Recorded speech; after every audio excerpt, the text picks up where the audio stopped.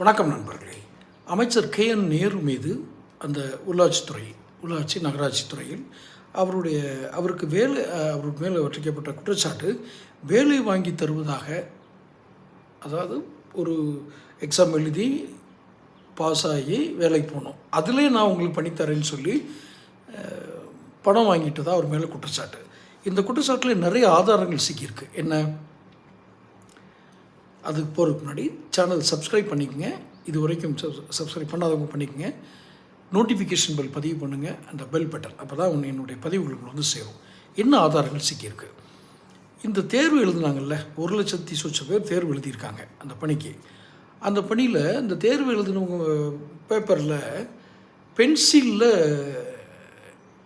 அந்த மார்க் மதிப்பெண் போட்டிருக்காங்க முதல்ல.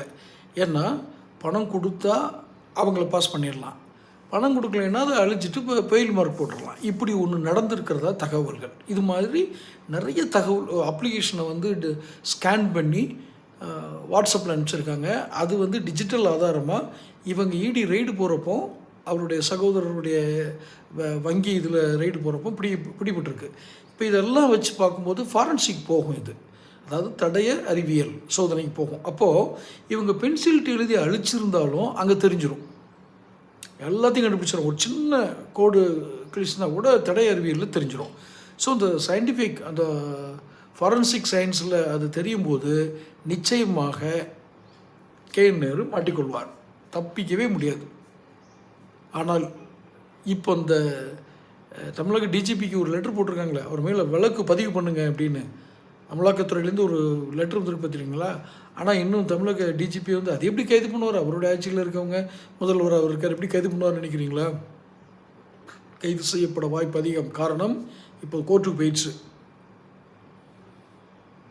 அமலாக்கத்துறை நீதிமன்றத்துக்கு போயிருக்காங்க. ஐயா, நாங்கள் இப்படி ஒரு உத்தரவு போட்டோம், அவர் கைது செய்யப்படவில்லை, அவரை கைது செய்து கஸ்டடியில் எடுத்தானா 600 சொச்சமோ 800 சொச்ச கோடி வந்து இதில் இதாக இருக்கிறதா எங்களுக்கு கேள்விப்படுறேன்.